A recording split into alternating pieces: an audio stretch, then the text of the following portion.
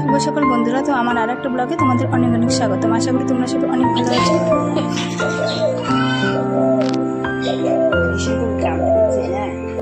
এদিকে দেখো ঘুঘু বগিটা সকাল সকালে কত সুন্দর নাচ করতে করতে ডাকতেছে, শুনতে না খুব ভালো লাগছে। তো সবাই মিলে এটা দেখতেছিলাম।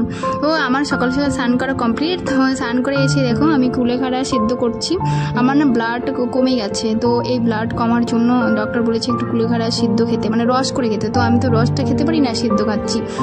আর এখন করব পুজো। তো দেখো সকালবেলা উঠে কতগুলো ফুল তেলেছি। আজকে তো বিশ্বকর্মা পুজো, তো পুজো করতে হবে, সব ঠাকুরের পুজো করবো। এই দেখে দেখো পুজো করছি, প্রসাদ দিয়েছি। তো পুজো করার পরে খেলাম ভাত, খাওয়া দাওয়া করছি। এখন এখানে শাক আর মাছ, আজকে আর কোনো কিছু সবজি রান্না করিনি, কারণ পুজো করতে অনেক দেরি হয়েছে। তারপর রেস্ট করে ঘুমানোর পরে একটু সন্ধ্যার সময় গেছিলাম মেলাতে, ভাদুরী মেলা হচ্ছে চ্যানেলটায়, তো সেখানে গেছিলাম। তো হ্যাঁ, কী কী জিনিস নিয়ে তোমাদেরকে অবশ্যই দেখাবো বাড়ি গিয়ে।